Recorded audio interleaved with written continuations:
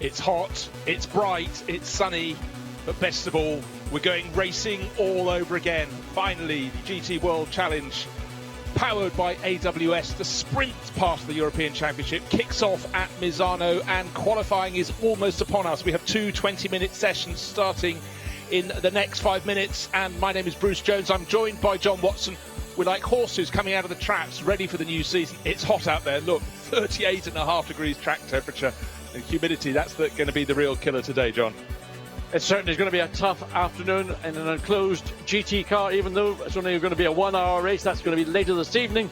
But just going into qualifying, drivers will be feeling the heat. The tyres will be probably close to their limits. And although we had a session this morning, a pre-qualifying run session this morning, the quickest time was actually set by car 15. That's the Tech 1 Racing Lexus. And over the previous two sessions that we've had Thursday and Friday, had a Mercedes quickest in the first, an Audi quickest in the second. Now we've got a Lexus quickest in the third. Who's going to end up quickest in these two qualifying sessions? Well, stick the tail wherever. Well, we'll take a look. It has been changing around. We were talking yesterday that, again, we've seen right at the top of the time charts in Thursday's practice sessions, test session, and then yesterday morning was Raffaele Marciello. We know he goes really, really well at Misano. We've seen it across the years, but Charles Weerts, he was actually on pole here last year. He's still not into his 20s. Precocious talent. His car ended up right near the top as well. That's number 32 Audi. So you commentated on the Imola endurance round 2 weekends ago. But again, a few cars appearing that weren't in that different liveries. And it really is a time of rebalancing, isn't it, as we start the season. Here we are in August. Seems weird. And Imola was a 3 hour endurance event. These are two, or actually three, because of the compacting events into as many as possible. So we've got 3 1 hour sprint races here between this evening and Sunday afternoon. The differences are that cars, for example, Kelvin van der Linde, who won an absolutely stunning race from van der Linde, a different co-driver this weekend. So WRT mixing, matching different drivers and different the offer of disciplines, whether sprint discipline or endurance discipline. Now, one of the things, you look at some of the driver lineups, I'm interested you picked on Kelvin van der Linde, scintillating form, been racing Audis beautifully for years, but he had a teammate that no one knew a great deal about. Ryuichiro Tomita has been past 6 years racing in the Super GT series in Japan, but not in the main class, GT500, but down in GT300. But yesterday, he was second fastest in one of the sessions, so he's clearly learning very, very well indeed. But it's a difficult track. Talk us around it, John. 16 corners. Total length 4.2 kilometers or 2.6 miles if you would like to look at. It's a circuit. Well, you can see it. It's an interesting layout. We used to run the opposite way around. Start, finish, straight down into turns 1, 2, and 3. Always a pinch point at the opening lap or the starting lap. Then it opens up down the back. When you come out of turn 10, that's the second of those big loops in the green sector. That's the back straight, but actually it's a dog leg. And it culminates coming into turn 13. Where if you're quick and brave, you might want to make a move. Ordinarily, easily defended. Then into the much tighter right-hand at 14. Turn 15, you might call it Raffaele Marciello's corner. He took the inside curb and literally almost ripped the front suspension off his Mercedes. And then turn 16, there's a lot of run-off on the outside of the corner. Track limits have come into play on the exit of turn 16. Expect to see the track limit. There it is. But look at those little yellow curbs.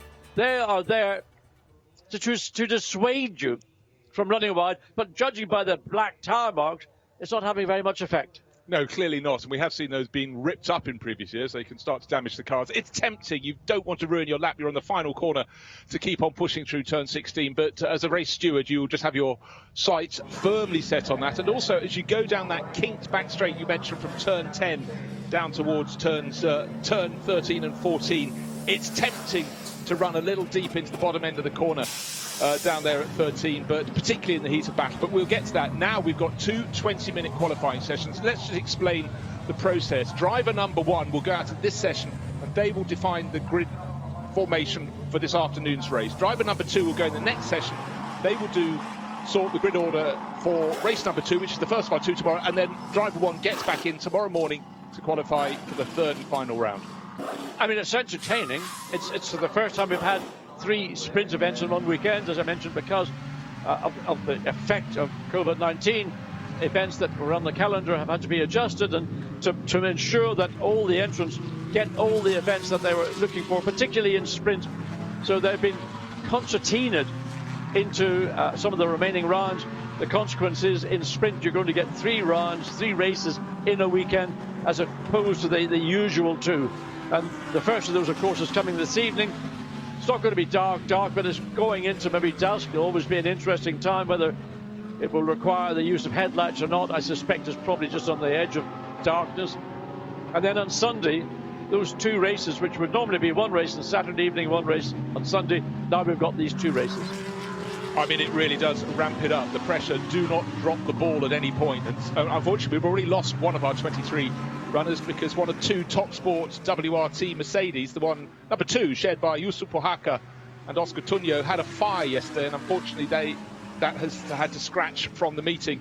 Good to see the number 90 Mad Panda Motorsports Mercedes out there. Axel Jeffries, I think, is the driver on board at the moment, because that had a little shunt yesterday down at turn 6. That's the end of the infield straight, with Ezekiel Perry-Companc, the team boss, at the wheel, but obviously has been repaired. So 22 cars, not all yet out on the track, but heading out there. The clock at the top of the screens counting down from 20 minutes. And it's all about just putting that time onto the board and then seeing if you can improve it. Some drivers already coming back into the pits. They've done their sighter lap and just calling in for a few adjustments. It must be absolutely stressed. It's very hot out there and the track temperature is rising all the time. So tyre pressure is really a big factor. Well, the key to a lap for everybody is going to be tyre management, knowing when to push when you want to go onto a flying lap, particularly when you're using a set of tyres that might be brand new, as opposed to some drivers, some teams may have sent out the driver in this session simply on a set of used tyres, just to remind them, get the rhythm going again, then put on a set of fresh tyres. But we've got 17 minutes of the session remaining. Time will drop away very quickly indeed. Finding space, it's a 4.2 kilometre racetrack. You'd think you'd find space, but inevitably what happens is you get people hanging back, and then you get bunching, and then you get people who are on an out lap getting in the way, people on an in lap getting in the way, and those that are on their flying lap. As we look at the number 6 Mercedes, Rogalewski, fastest overall sector 2. So I think this is the first actual flying lap we're going to get recorded, and that is down at turn 4 out of 5. Now, unusual to have an incident in turn 6. So there is Rogalewski coming into, what's that, cut back. So that is the final corner, turn 16, now on to start finish straight, down into turns 1 and 2. The camera is, and timing, there we go. So the time is 1:36.228, and that is significantly slower than the time we saw this morning, which was with Thomas Neubauer in the Lexus at a 1:31.8. So partly maybe temperature rise, just getting refamiliarized with the circuit. And of course this number 6 car is running in the silver category, so one would not maybe expect it to be at the very head of the field. Well, no, indeed. This is a real case of people stepping up from Series 2 GT3. Robin Rogalewski sharing that with... He was last year's Audi SS R8 Cup champion, so a big step up for him this season. But his teammate is also stepping up. He was the champion the year before, Chris Heidorn. So welcome to GT3 racing, and it's all about learning in this early stage, learning how to manage your car, how to manage your tyres, also the traffic in qualifying. So waiting to see who is top. It's HRT, and if you don't know what HRT is, don't mistake it with the team from previous years that use those letters. It's the Hout Racing Team, and people who followed the GT World Challenge in recent years will know that Black Falcon has sort of stood back. He's been super successful, but it's running this season as the Hout Racing Team after Hubert Hout, who's been a standout. But John, let's take a ride on board around the circuit. Super tight now, going through turns 4 and 5. Takes away. This is Ryuichiro Tomita, the Japanese racer. And you just have to be neat and tidy coming through 6. Normally not a corner that is a problem. I don't know what happened in the practice sessions. Now there's a gradual curve, which is called 7. Then you get a serious break. Turning into turn 8, you can take a number of entries into the corner. You can take a lot of curb on the inside. On the outside, be careful again. Track limits are going to come into play. Then the run up into turn 9, which is really just a setting up for here, turn 10. This is the key to get off turn 10 cleanly. No wheel spin, no slip, no slide, because this is the fastest part of the racetrack. And if you are sloppy coming out of turn 10, you will make yourself vulnerable to another car that could want to pick up the slipstream. And here, between 12 and 13, dive down the inside. Very difficult to do. Then finally into turn 14, you can see just how far off track we are on board with the Audi. Then straighten up. Little squirt here on the inside. Don't put your inside wheels over that curve, because you'll rip the front suspension off the left-hand side. Then finally, turn 16, get the nose in, and on the throttle. Be careful on the exit, because if you run wide, you could stand a penalty for track limit abuse. And then starting all over again. That hasn't put him to the top of the charts. Jim Plar is top at the moment, Silver Cup class, car number 89, one of several Mercedes from ACA ASP. As you can see, though, the pit lane is crowded, so those sighter laps have been completed. Here's Mad Panda Motorsport. Ezekiel Perez Compact raced an Audi last year, but for years before that, John, he was always aboard a Lamborghini, but based up in just outside Barcelona. The Mad Panda. What a great name for a team. It's a wonderful name. I mean, I wish we had more teams with innovative names. Charles Fertz, by the way, who's in the WRT Audi team. He's driving along with Dries Van Thor. That's going to be a car that's clearly going to be a front-running car. Currently gone quickest, just ahead of Jimmy Plough by 0.111 of a second. It's almost impossible to see it on the screen, let alone on the racetrack. So good exit from Grenier coming out of turn 16, but not a lap that's going to be of relevance, because it's a 141.1. And that doesn't even get onto our timing and scoring, in fact. So it's just an out lap. Just an out lap. Yeah, but in fact, no, Grenier has just popped into 7th place. He's 2 positions behind the other Lamborghini from Emil Frey Racing. That's in the hands of 2018 Super Trofeo champion Giacomo Altoe. But again, it's new season, new cars, new shapes. And I must say, they look very crisp, the Lamborghinis, in that blue, white and green livery. Emil Frey livery. The lap we were watching for Grenier was actually a lap between what he had just achieved. Now he's having another go. He's given the tyres that little bit of relief. But there you see, coming out of turn 8, you've got to be careful. That very, very wide exit. Trying to loosen the car up, free the car up to get good drive up here to turns 9. But crucially, turn 10. Then again, looks good exit from Grenier, followed by the Mercedes. So coming to the fastest part of the circuit, up to about 240, 245 kilometers per hour. And then it's always difficult to judge, where do I want to brake? You can see the brake lights coming on just between turn 12 into 13, not running too far off to the left. Then get the nose back in, make your apex, clean exit out of turn 14, then cut back.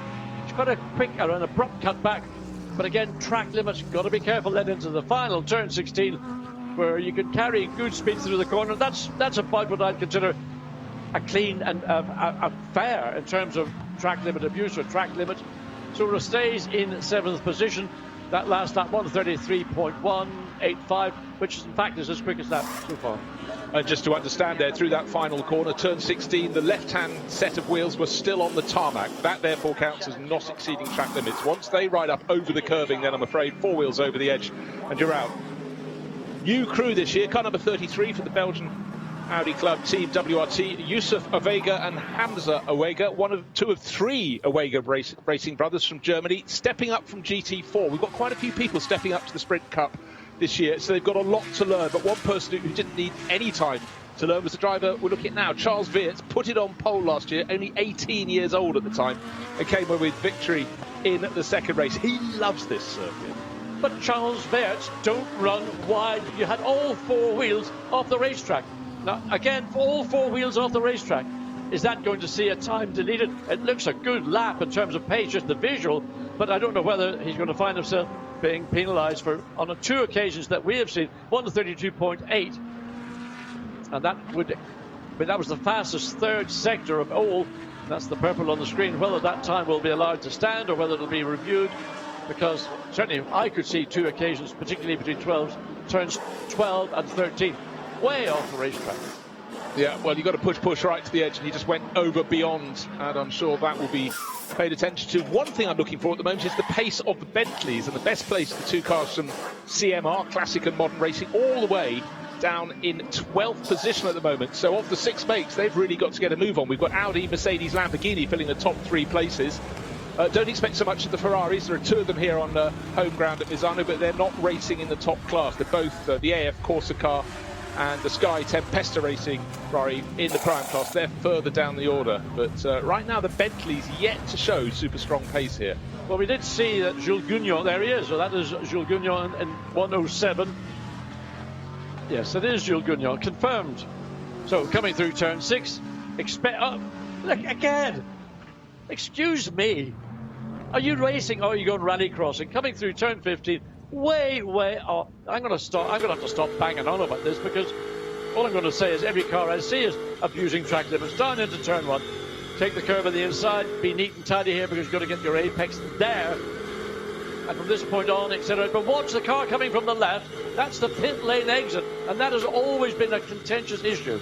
Look at the number on the screen, though. Number 1, Jules Gounon. I said they're not on the pace. What they are the pace. They're suddenly passed us by over half a second. It's now Bentley from Lexus. Those are two makes we didn't mention. I just started saying the top 3 makes were Audi, Mercedes, Lamborghini. It now goes 5 makes of car in the top 5 positions. The CMR Bentley at the top by 0.559 of a second. Then Thomas Neubauer, fast this morning, fast again today. Second fastest in the Tech 1 Lexus. And then comes the best of the Audis, Charles Beers. But every single one of these drivers does appear to be skirting with going off. But I'll tell you how tight it was in yesterday's practice session. One of the sessions, the top 18 runners out of 22 were covered by a second. So everyone is hunting for these tiny, not even tenths of a second, less than that. I mean, when you've got a field that's tightly packed on a compact circuit, clearly people are going to push the envelope. The problem is, can you push it far enough before you get your time disallowed? Jules Gounon coming through 15, the exit of 15, didn't leave anything on the table. This is a lap, whether he's going to bother continuing, because he's done this quick lap. He's got that provisional pole by that just over half a second, a comfortable gap. Whether he's going to come in now or have a second go, and it looks like he's going to have a second go coming up to turn 16. Don't forget, we'll take a look at the time as it goes over the line. This is a 20-minute session. There's a 10-minute break, and then their co-driver, their teammate, will go out next. Has there been an improvement? No, that was a lap where it was way backed off, as we saw earlier on. But he's got clear track ahead of him, which isn't a given.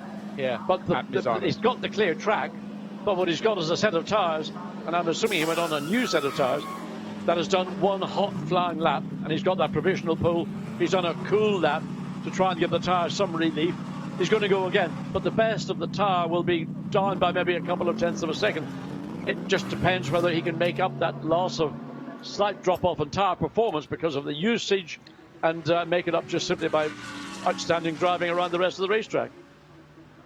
This year's Simon Gachet and Stephen Paulette, Sansalot Racing Team, they're a team that always seems to have a good handle on Misano. They put in some great runs here in the past, and again, nice clear stretch of track ahead of Stephen Paulette, but he's one of those drivers who yet to put a really good time on the board. He's down in 6th place, so he's sort of in the mix among the Audis, but of course we now know the standard has been set by Bentley and Lexus. Interesting, the Attempter Racing Audi of Mosca Tommaso has just put purple in Sector 1 on a flying lap. Haven't seen that car. Now it's gone to Nicholas Scholl in the Attempter Racing Audi, and that's got fastest first sector time. So it looks like Attempter Audi are doing a pretty strong job. They did a great job in qualifying 2 weekends ago in Imola, when we saw that car started from pole position, Fred Babiche behind the wheel. Spoiled, by the way, when Fred came in to do his driver change and pit stop. He wasn't able to get the car square in the pit box, and that lost them the best part of 15 seconds, threw away the lead. But Stephen Paulette down at turn 8, clean exit, doesn't abuse track limits up to turn 9, just get the nose in, not making an apex per se, but just getting the car settled to make your apex in turn 10. As we go back into the pit lane. Oh, that was an interesting thought. What happened to the car we were following? Oh. Looking to see what's happening with the Bentley. It's still top of the table there in the CMR garage, and you can see they're looking at not just the timing screen, but the positional screen. You can see the car's markers moving around the lap image. You can see there, of course, 3 cars covered by a space of enough to put 4 blankets over the top of all of them. So nobody's helping themselves in that battle. No, and Stephen Paulette's found himself now in traffic, and he's been wrong-footed, just the Mercedes going slowly, the Mercedes following. So the lap that he had hoped to maybe consolidate, get another time, he's now going to have to do it all over again. Of course, his lap time is irrelevant, because he was not going for a lap time on this particular one. Whether the compromise affected his entry and turn into turn 16 is a mute question. We will see when he gets through the first sector to see whether he's managed to do anything more than he's done currently in 8th place on a 1:33.056. But what we have had there is Attempto Racing seems to have got things very right. Suddenly their Audis, Tommaso Mosca and Nicola Scholl, banging in 2nd and 4th fastest times. So will the tyres still have enough life in them at the very end of a qualifying session? On a cooler track, perhaps, but here it's a really hot day, so will these final 4 minutes have a flurry to the top of the charts? Certainly Chris Froggatt will be hoping so in the Tempesta Racing, Ferrari Tempesta racing car. He's showing that with Eddie Cheever the third, that's son of Formula 1 racer Eddie Cheever, presumably the second. But right now, in fact, there's Eddie in the car. It should be, I thought it was the other way around. But anyhow, Eddie apparently in the car at the moment, and he's got a lot of experience with the Italian circuit, sort of born and brought up in Italy, so nothing new to him here. No, the Cheever family, Eddie Cheever the first, ran a gym and facility in Rome, and Eddie Cheever Jr., who was my contemporary, not quite my age, but my contemporary. A little bit of a handful for the Ferrari just coming through. So a little bit of work on the steering wheel, but anyway, nevertheless, comes across start-finish line. Clock stops, 1:34.4, and still, well, its car is currently 18th. That last lap was almost sort of 0.6 of a second away from the best it's achieved so far. So inevitably, coming to the end. Now, this is a car I want to keep an eye on. This was the quickest car this morning, did a 1:31.8, and that is the Lexus, and currently third quickest on the 32.7. So Thomas Neubauer, 32.1, goes quickest for the Lexus. No, you call them well, John. Simply waited for it, and it happened. How gratifying is that? But very tight at the top. So let's just refresh the order. Well, they keep refreshing the order. Well, this is cleared an in-lap now for the number 15 car, Thomas Neubauer, running way, way wide. Not pressing on as much, doesn't need to. He's got an advantage of, 35 thousandths of a second. He's in front of the Bentley of Jules Gounon. Jim Pla has suddenly gone to third place. He's the best of the Mercedes.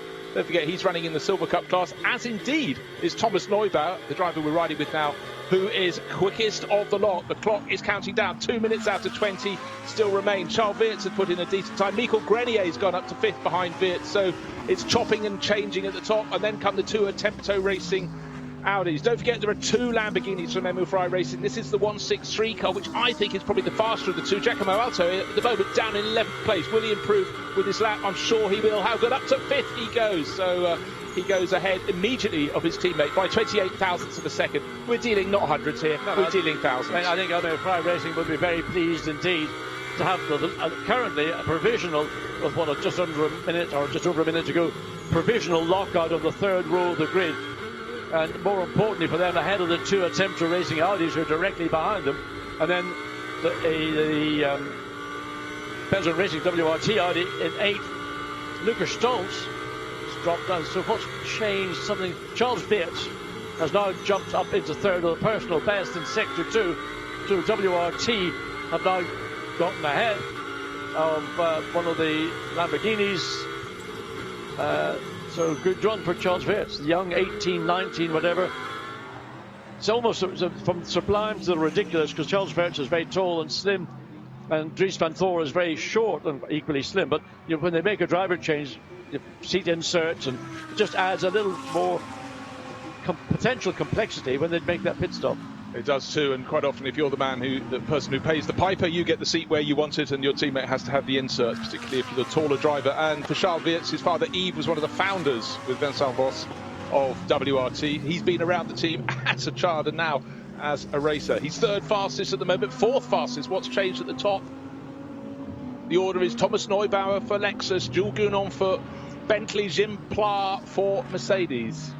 Then Audis and Lamborghini, 5 makes still in the top 5.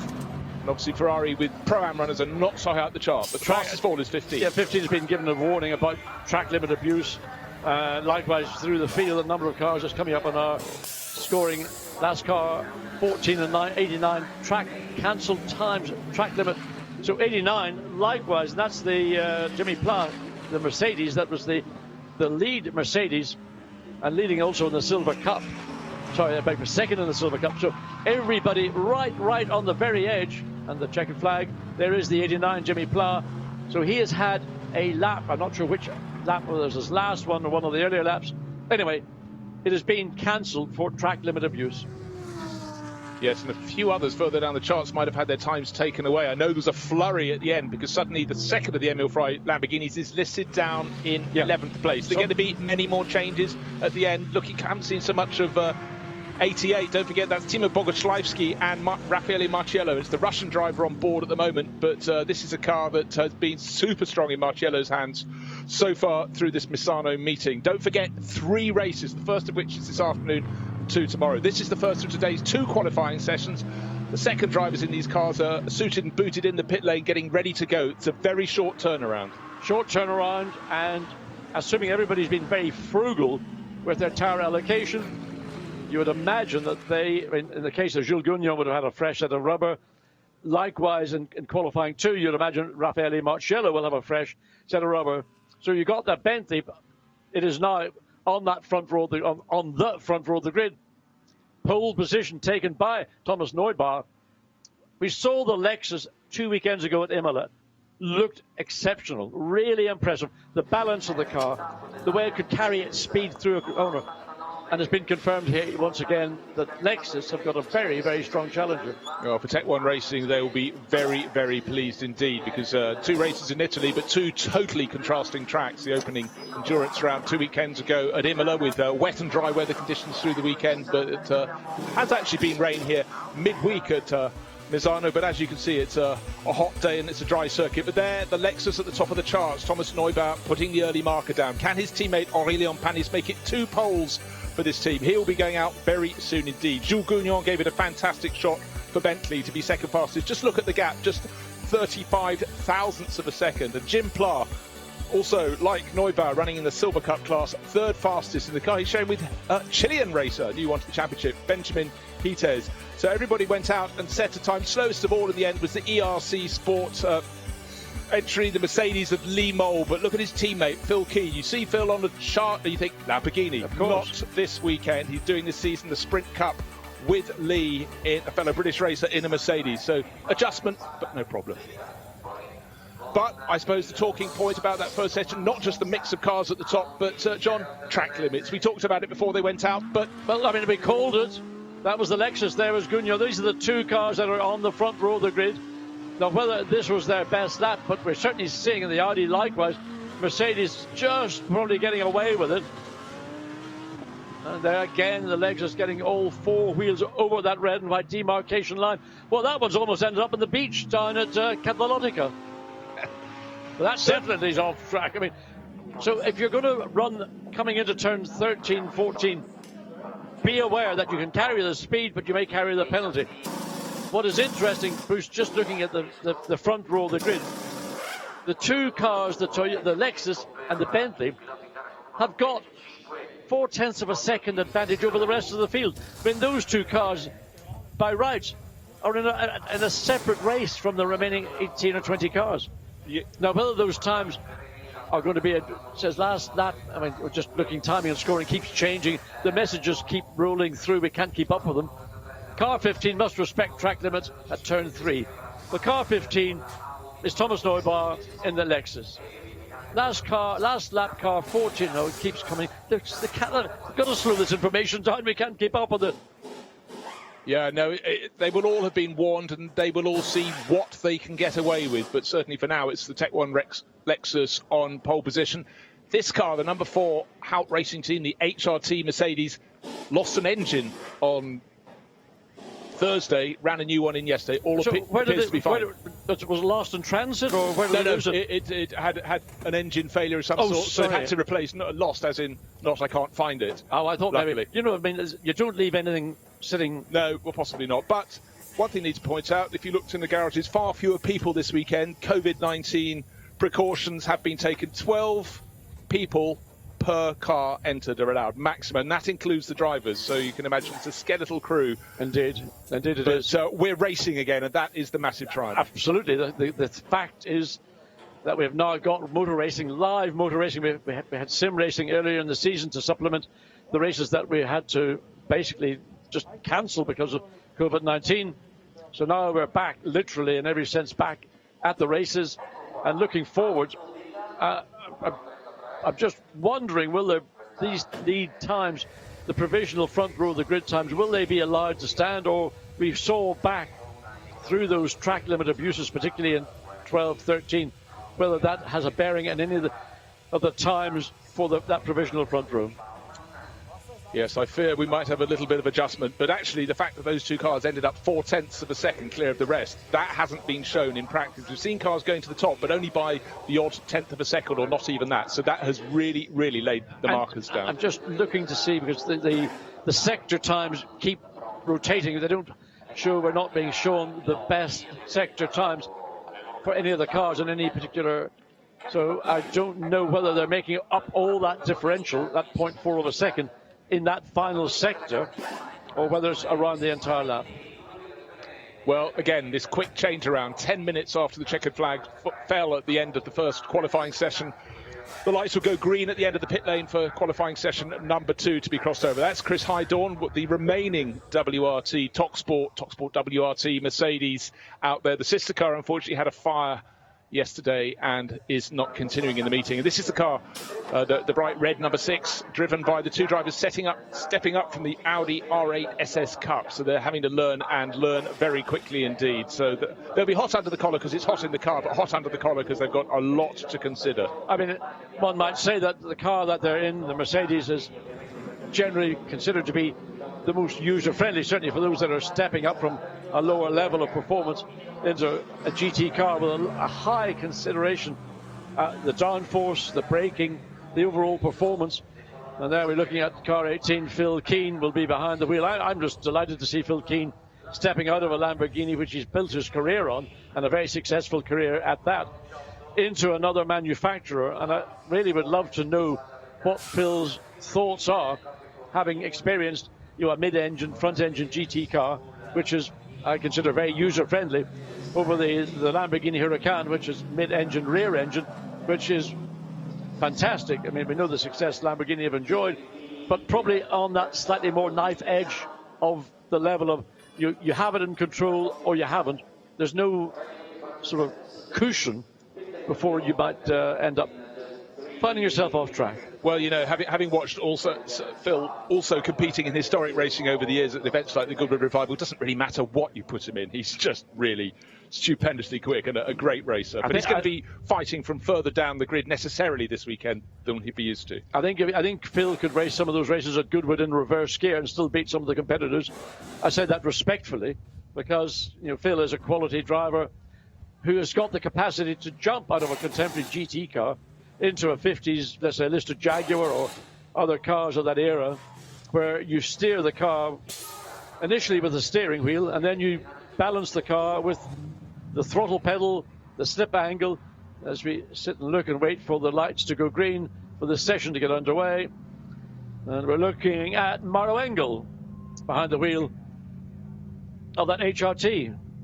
Okay, well, let's just remember the target time. Well, not that it matters at all, but the best time set in that first qualifying session for provisional pole was 1:32.124 seconds. So all that counts is being top of the table in this one. Indeed. 20 minutes to go.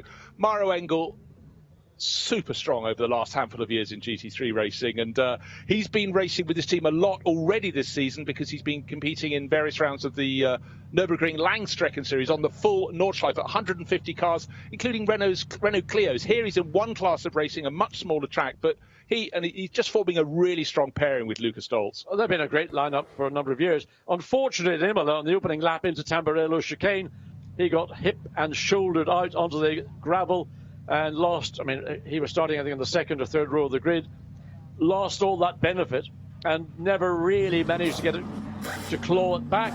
So it is crucial. I mean, the opening lap, particularly here at Misano, it is a pinch point into turn 1, then it's a very tight transition to turn 2. If you can start at the front of the field, you've got massive, massive advantage.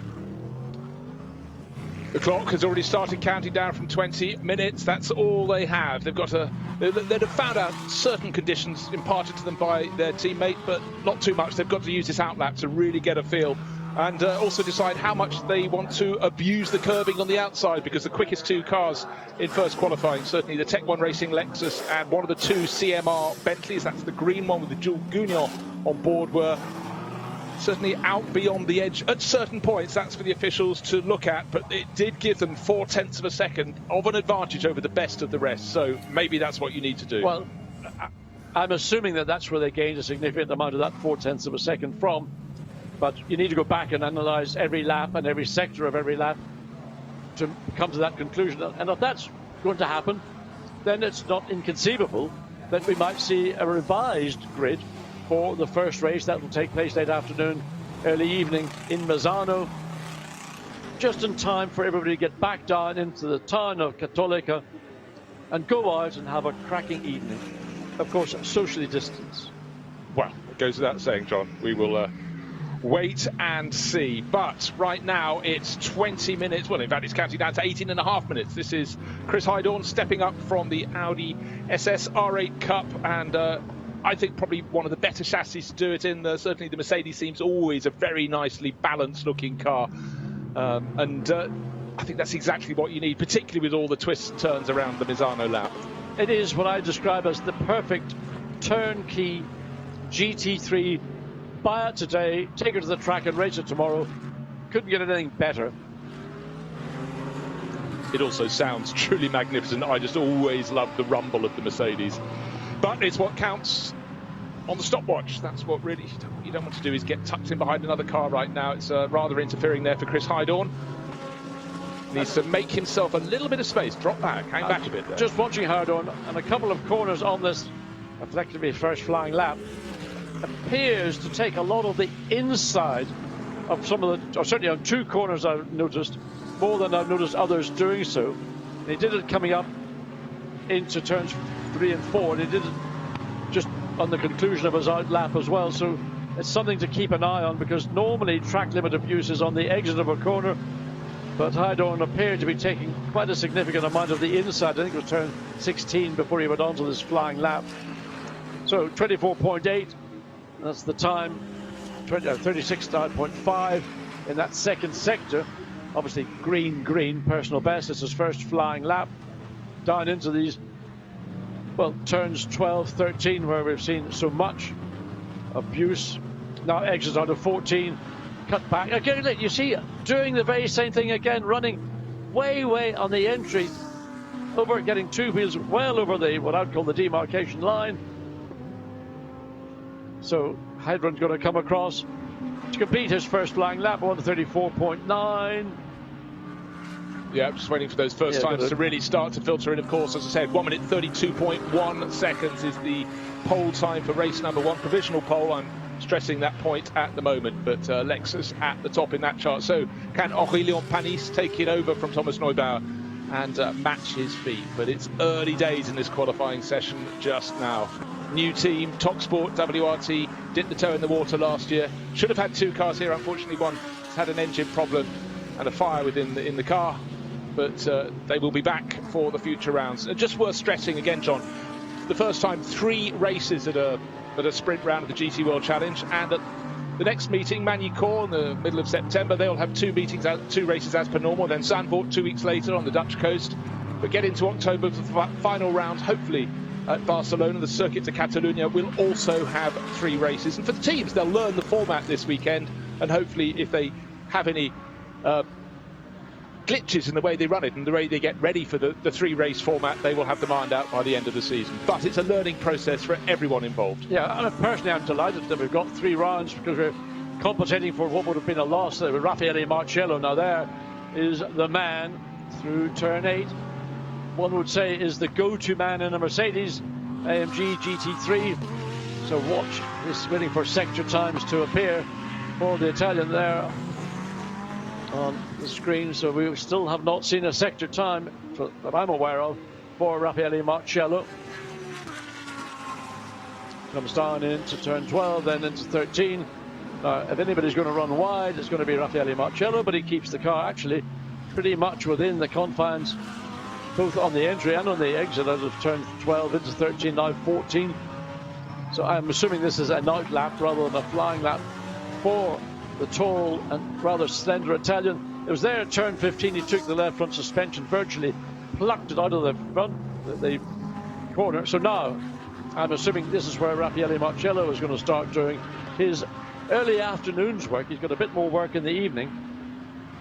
So hard on the brakes down into turn 1, then a cut back for turn 2. All looks very controlled. Well, it does, absolutely. So, you control, John. I was saying, let's wait for the next corner. So he's picked up the pace. He's done the hard work, got the heat and tyres. Well, got clear track ahead of him. That's coming into turn 3 and 4. I mean, way off the racetrack. And it just sort of, like a bolt of lightning, just suddenly, there it is. I've lent on the tyres. How much grip have I got? Not as much as I thought. So, got one of the Lamborghinis coming in. Looks like there's a front puncture. Wait to see that in a second. The car running slowly. Matteo Drudi out there on the circuit. He's been an absolute star so far this year. He's a second generation racer, son of Luca Drudi, but last year he really started to pick up the pace, and in 2020 he's on really strong form. I would not be surprised to see his car right near the sharp end when we get to the end of this session. But it's Raffaele Marcello, top of the charts, ahead of Drudi at the moment. Albert Costa, so much experience for him. He's in one of the two Emil Frey Racing Lamborghinis. And Kelvin van der Linde was fourth, now goes third. So it's two Audis in second and third. But it's that Mercedes with Marcello at the top of the table at the moment. But we are seeing cars going wide. There is another one. That's Drudi in the 55 Attempto Racing Audi, out over the curbing. Really good run by his inexperienced teammate Tommaso Mosca in the first session. Second fastest at the moment. It's still Marcello at the top of the table. 1 minute 32.275 seconds. Is a tenth of a second down on the first qualifying session, but time of plenty to go, John. Time to go, but what's interesting again is that we saw in Q1 a 4/10 of a second gap between the front row and the rest. Now we're seeing a much more compacted field. When you're talking about hundreds of seconds between 7th and 8th, the biggest gap between anybody is actually about a 10th of a second in the top 10. So I don't know why we had that big spike in performance in Q1 for the Lexus and for the Bentley. Raffaele Marcello is 31 thousandths of a second ahead of fellow Mercedes now in Maro Engel. Then Drudi has dropped back into the second row of the grid alongside Kevin van der Linde, who to me was one of the outstanding stars of Mugello. Well, let's just the reason I think it's much closer in this session is because if you have a Pro-Am driver, it tends to be the Pro in the second batch, and if you've got a Pro liner up, they still seem to have the slightly faster one in the second session. That's why it's super tight between all of these. The number 4 Mercedes, second fastest at the moment. The Hout Racing Team HRT. Just think it's an orange Black Falcon blue Mercedes, if you understand. The last 2 years it's raced by Black Falcon, run by Black Falcon. It's been in that metallic blue, this car. But for Luca Stoltz and the driver on board, Maro Engel, it's orange this year. Helps pick it out, and I don't think it needs picking out because its pace is going to have it right at the front end, down by 31 thousandths of a second at the moment. This lap will not be an improvement. No, he's lost 3/10 plus in middle sector, so I mean, if I would just bail this lap, he's not going to make any further improvements. So currently it's still that Mercedes lockout. AKA ASP for Raffaele Marcello, HRT for Maro Engel. Oh, I beg your pardon. 107 Bentley. Where's that come from? Well, 32.267. Personal best, fastest overall in sector 3. Bentley provisional pole. Second for the first race in the first session, and now top in the second session. Nelson Panciatici, not a driver with a lot of GT experience. He's a 2-time European Le Mans Series champion. He's moving across from prototypes and looking very good indeed. In fact, since about half an hour ago I said we aren't seeing much of the CMR Bentleys. We've seen a lot of the CMR Bentleys. They just waited the first few minutes, checked things were good, and have really started rumbling their way forwards. 2 here this weekend, and the second car at the moment in the hands of young Hugo Chevalier is down in 17th position, but that's their Silver Cup lineup. This is their Pro lineup, and for Nelson Panciatici, a gold rank driver, he's showing his worth. There he is in that bright metallic green, unusual livery, much more used to sort of the darker green on Bentleys, or the whites we've had them in recent years, but I must say matches the green on the outside of the track, out beyond the line past which they must run. Just a warm. What would you say to that? I would give him that one. I think he kept, again, is running the limits, but he's keeping it just within, I think. Watch here, keeping it within it now. Turn 16 he's coming up into, watch the exit So personal best, interestingly, in the middle sector, fractionally down in first sector. Could this see an improvement of the 132.2? 3/10, just under 3/10 down. So the first flying lap was clearly going to be the best opportunity. He thought maybe I've got a little bit more in the tank. Maybe the tyre might still have that little bit of special level of grip, but not to be. So it's still the Bentley provisionally quickest from Raffaele Marciello, and I don't expect to see Marciello coming back out. He will want to protect, obviously, that provisional front row, but he will not want to use another set of new tyres, especially in these very, very warm conditions, where you're going to just blow a set of tyres to maybe take pole position rather than being provisional second. Yeah, just to stress, 3 races this weekend, 1 today, 2 tomorrow. All this qualifying session, the second qualifying session, is setting the grid formation for the first of tomorrow's 2 races. We've already got the grid for this evening's race, which starts at 7:15 local time, when hopefully the temperatures will start to drop, the light will start to go. We've certainly in these evening races, John, had some fantastic sunsets over the years at Misano, but right now it's blazingly hot for all these crews in their fireproof clothing. Of course, those in the garage wearing their face masks as well, but for the drivers out on the track, it is really, really hot stuff. The Tech 1 Racing Lexus on pole for race number 1, but at the moment down in 12th place overall for Aurélien Panis.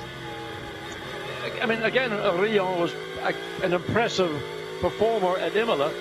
Again, whether he has got a new set of tyres or he started on the best of the rest, a moot point.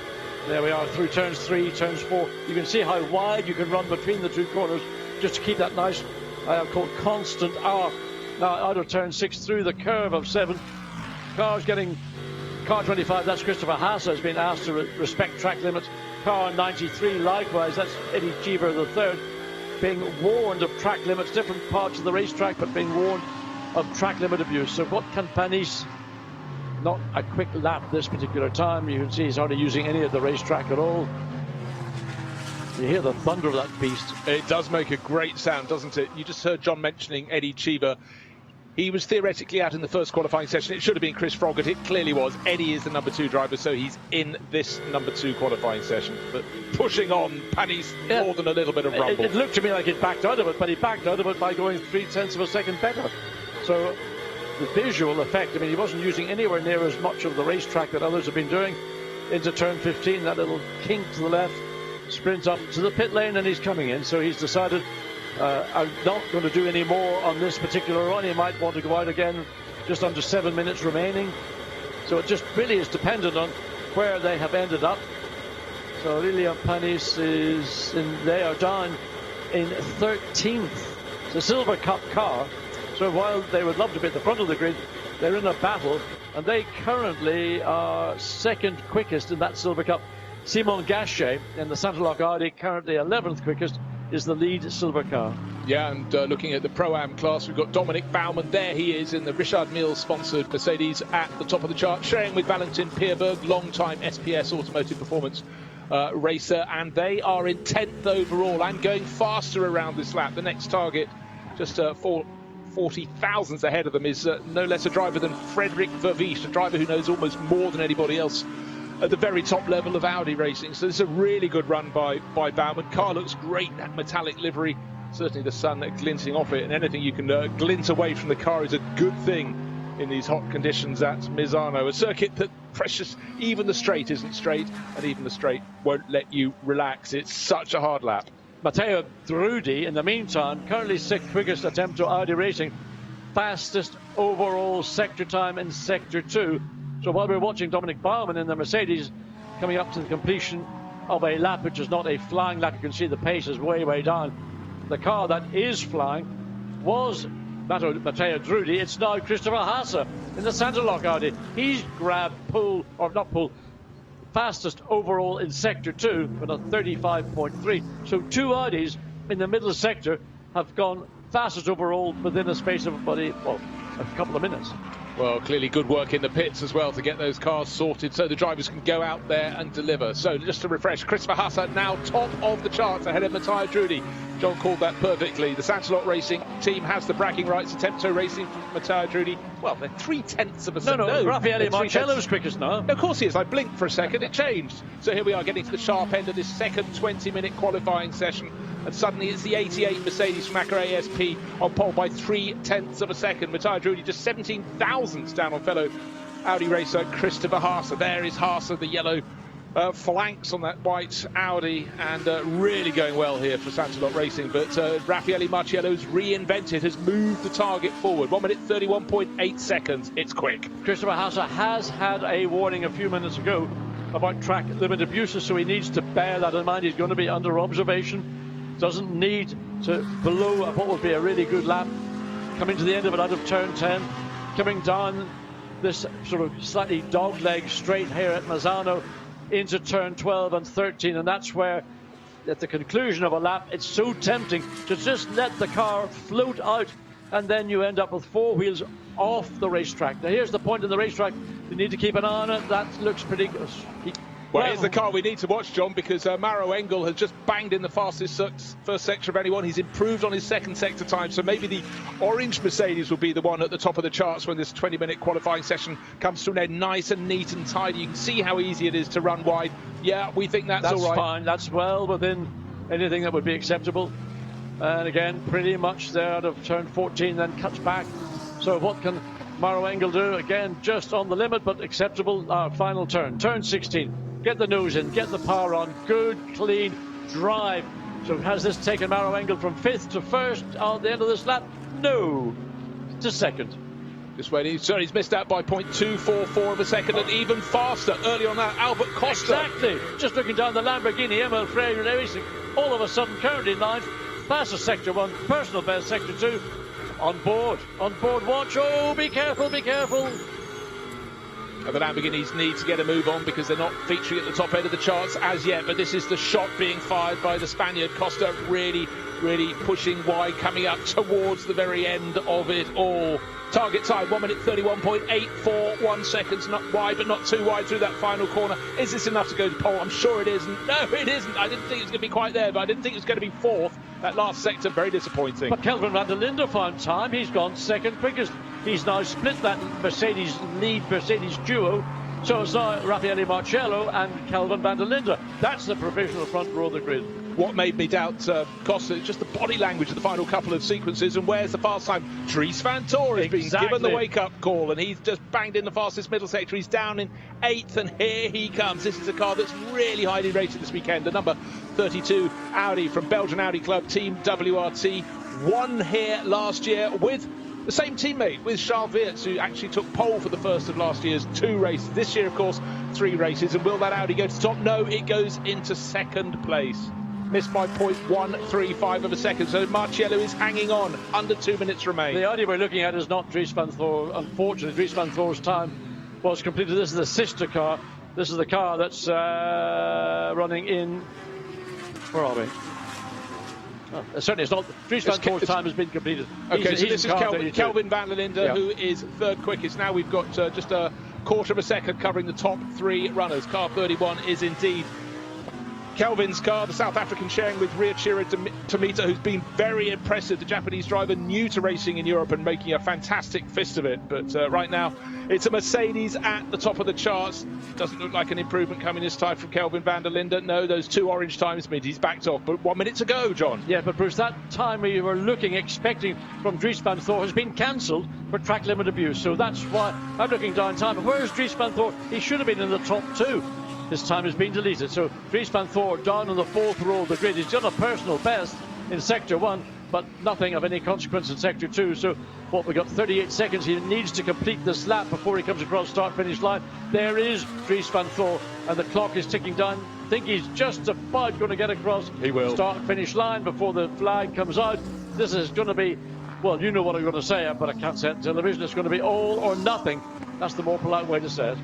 Absolutely is. So look at the time at the top of the screen. 16 seconds to go. He gets onto that final flyer. The target time, 1 minute 841 seconds. We know he's been close to it, but right now with that disallowed time, he's down all the way in 8th position. He's got to find half a second on that. Irrelevant. His time is irrelevant. It's what he does on this lap that counts. Well, another interesting time, just looking down in the Pro-Am sector, is the leading Pro-Am driver is Eddie Cheever III, just outside the top 10. In 11th position, but a good effort nonetheless. 132.7. against a 1:31.8, which is the fastest overall. 9/10 down on Raffaele Marcello. There is the 88 going again. I don't know why he feels he needs to go again. He's got a very comfortable 10th of a second advantage. Yes, I mean, it's a 10th of a second and another 500 thrown in for good measure, just rumbling around. And certainly that is not a car with the attitude of a flyer. And he's bringing it in. But will anybody? I can see Dries van Tor improving. He's got 2 of the 3 sectors still to complete, but he's down in 8th. But I can't see him for now challenging. Oh, he's got better in the second sector of the 3, but he hasn't got any purples on the screen, which means fastest of anybody in that sector. But 3 really good green sectors, you could still take that pole position. There's no doubt. Front row, I reckon. 3 greens, 3 personal bests. It's a bit like playing cards. You've got a hand of some hands will win, some hands won't win. Dries van Tor has got it within his hands right now to do something in this final sector to elevate himself all the way up from the 4th row of the grid to try and get somewhere near as you go back to the Lamborghini. We have an answer. Dries van Tor goes up to 5th place. He'll be ruining exceeding the track limit, still pushing on the Lamborghini. One of the 2 cars from Emil Frey Racing, but at the moment it's Mercedes from Audi, from Mercedes from Lamborghini. Albert Costa is good for 4th, but 10th position. You can see the positional number for Norbert Sieder on his windscreen, but the lap will not be completed out on the track. So the session is over, and Marcello, you'd have tipped him for pole position in the end by 0.15 of a second. Super close at the top, and a time quicker than that achieved in the first of the sessions by the Lexus of Thomas Neubauer. There's the tall Italian out of the car, the job done, his advantage over Kelvin van der Linde, 0.151 of a second. It was close, it was hot, it was humid, but it was a really good racing action. There, number 88 Mercedes at the top of the chart for ACA ASP. Timo Bogoslawski drives in the first race. Raffaele Marcello, with that pole time for race number 2, will start the first of tomorrow's 2 races from that premier position on the grid, ahead of Kelvin van der Linde. So you go from Mercedes to Audi. Maro Engel for the new team HRT, putting another Mercedes at the top end of the field. And Albert Costa won the battle of the Lamborghinis to go 4th fastest overall. So 22 cars spread across 14 teams and 6 manufacturers. 2 really clean and tidy qualifying sessions, but with a number of drivers having to hang their heads low because they exceeded track limits and lost their very, very best laps in the car. It's quickfire. It's the format we know, we love. It keeps everybody up on their toes. And I think a lot of drivers will be now looking ahead, not just for the evening race later today, but tomorrow's 2 races at the circuit.